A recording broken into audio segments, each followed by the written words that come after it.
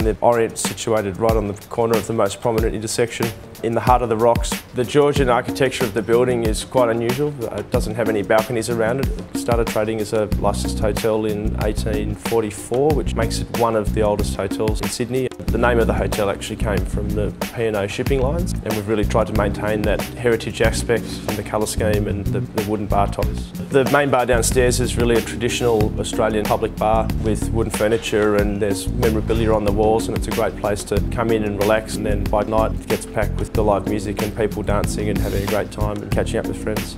We have a full selection of Australian beers as well as Kilkenny and Guinness, which are very popular. And there's a full range of spirits as well as a few more quirky choices.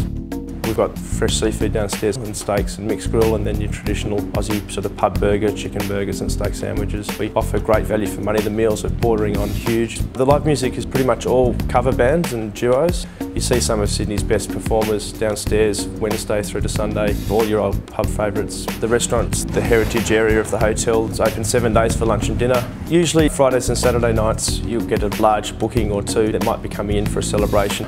The Orient's really a great example of a traditional Australian pub. It has something for everyone, from the bar downstairs and the courtyard to the restaurant. It really is a Sydney icon. It's been here for many years and will continue to be here for many years to come.